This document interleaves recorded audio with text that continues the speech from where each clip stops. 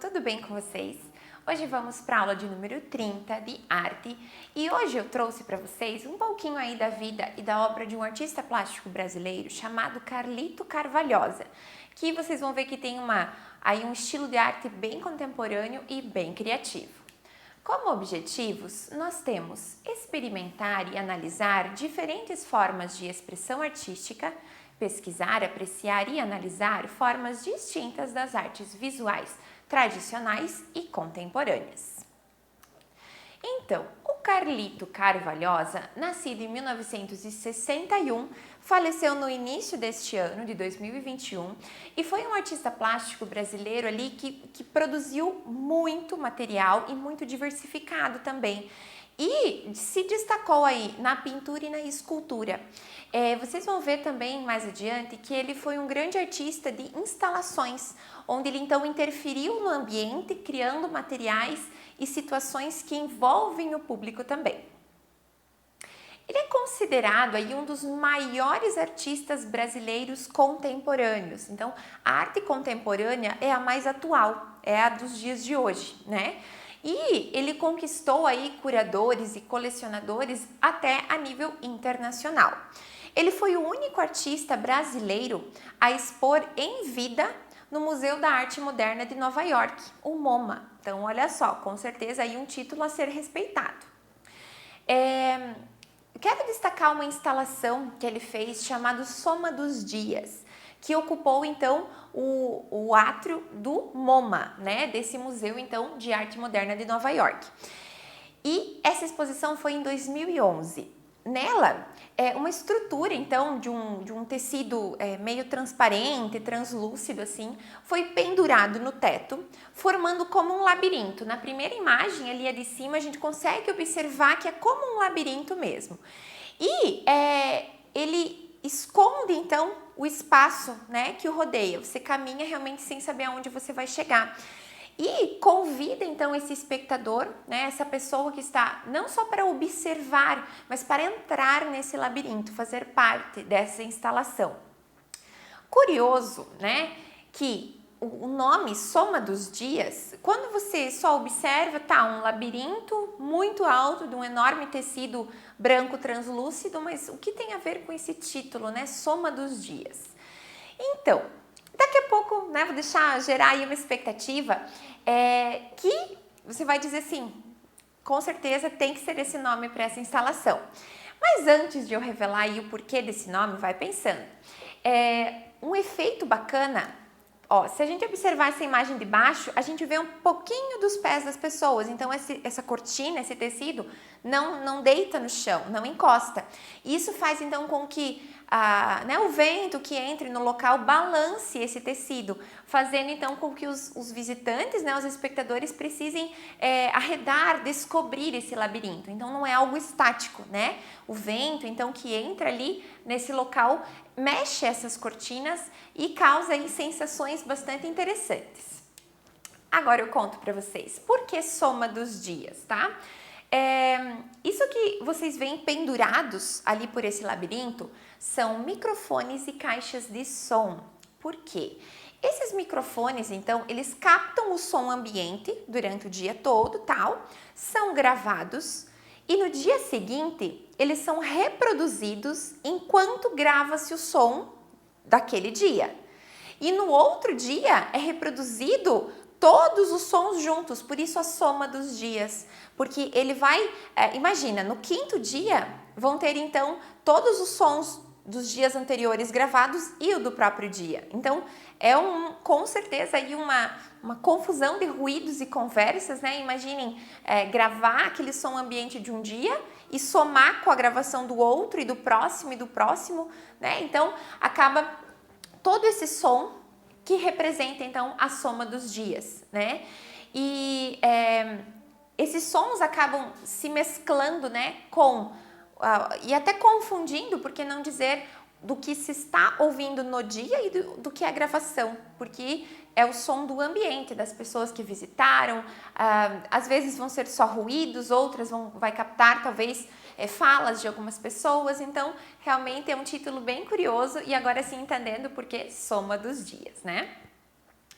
Uma outra exposição que ele fez muito bacana, que a gente vai aprendendo, percebendo como é que é esse jeito artístico dele, as ideias, o que ele utiliza, né? Qual a intenção. Essa que eu quero mostrar para vocês se chama Precaução de Contato e foi feita em 2014 em São Paulo, onde ele colocou antigos postes de luz, que a gente percebe ali na imagem, né? Esses troncos, então, apoiados nas paredes, suspensos, enfim, eles parecem assim estarem a ponto de cair no chão, né? Eles dão essa instabilidade, mas eles são então transpassados pelas paredes, pendurados, e junto com eles nós vemos que acaba sendo uma característica do Carvalhosa, que é essa utilização então de luzes, né? De lâmpadas de LED também.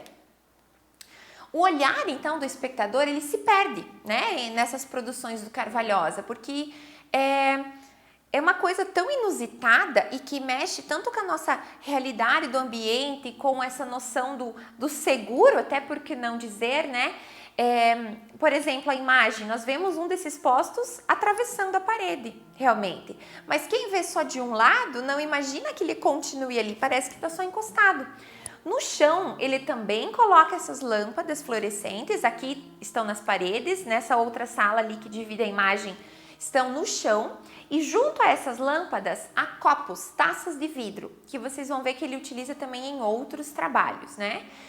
E com essa exposição, ele também gera ali uma certa ambiguidade dos sentidos, né? Porque o espaço sugere, então, tanto uma posição precária, gera um desconforto no olhar, porque realmente parece que isso vai cair tudo em cima daquelas lâmpadas, enfim, mas é justamente essa a intenção, então, em tornar desconfortável esse olhar. Olha um detalhe do copo, né? Realmente o poste se apoia sobre uma taça de vidro super delicada.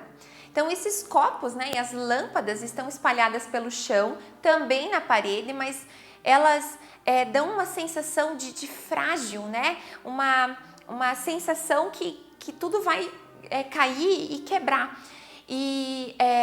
Mas, de certa forma, ela está super segura e calculadamente, então, apoiada ali para não gerar um esforço que vá quebrar e destruir o copo, né? Mas a impressão que nós temos é que é algo tão frágil que pode se destruir aí a qualquer momento.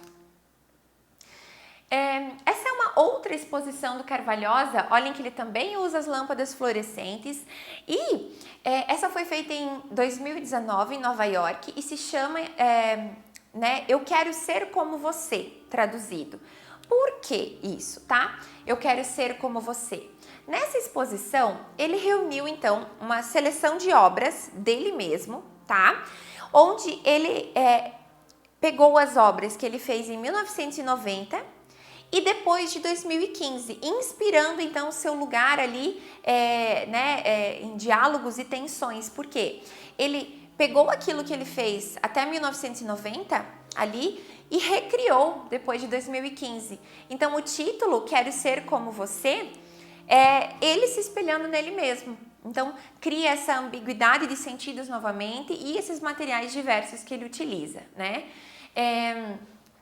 Tem uma fala bem legal que eu acabei citando que gera perguntas sobre essa exposição. Então, né? Como eu vim parar nesse lugar? O que me trouxe até aqui, né? São algumas perguntas, então, que o artista lança sobre a sua própria carreira, então, ao realizar essa exposição, onde a inspiração são as suas próprias obras criadas, então, no início da carreira. E outra, né, uma explicação do porquê fazer isso, então.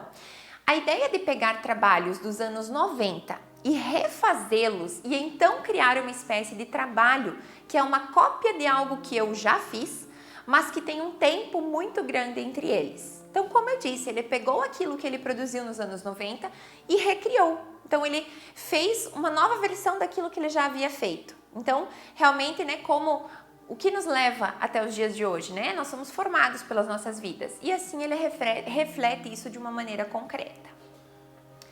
Esse trabalho dele de 2011 me chamou muito a atenção e eu achei muito bacana. Regra de 2 se chama. E olhando ao longe assim, tá, é um cômodo, né? Móveis antigos e tal. Mas observe sobre o que esses móveis estão colocados. Novamente, os delicados copos e taças, tá?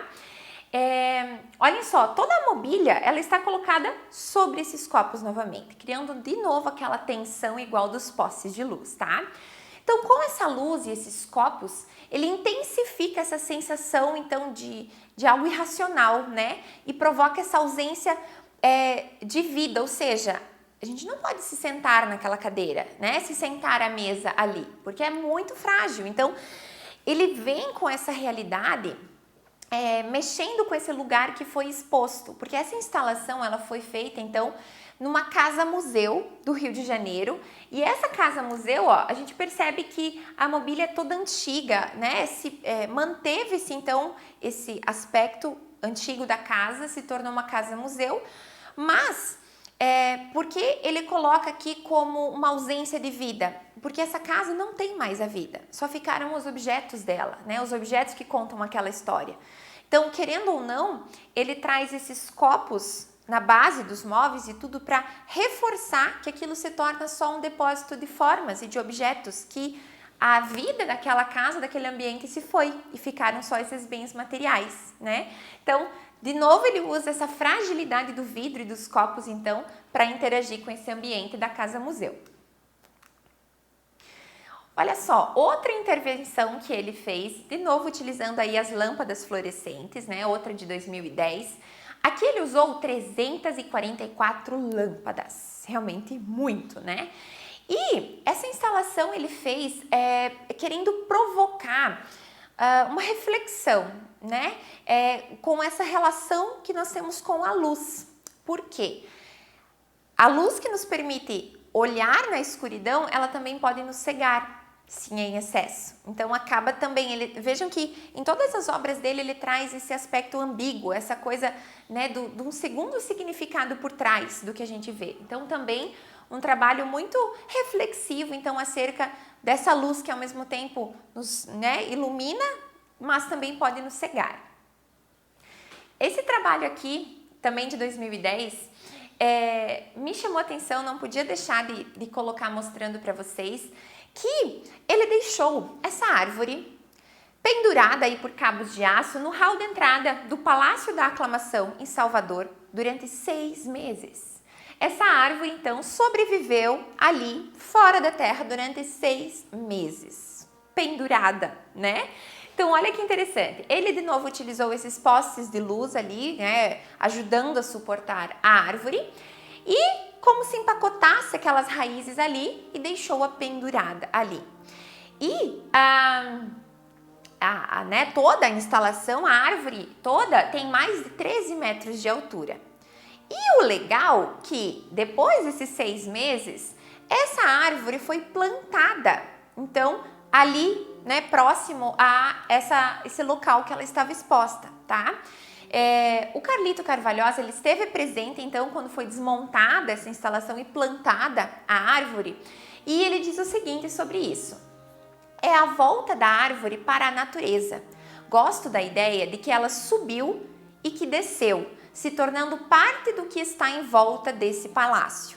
Então, realmente, né? Ele atirou da natureza, colocou-a no palácio, expôs e ela retorna, né? Então, esse ciclo da vida também, por que não dizer? Então, assim, conhecemos um super artista brasileiro, Carlito Carvalhosa, com super ideias e instalações incríveis. Espero que tenham gostado. Um abraço e até a próxima!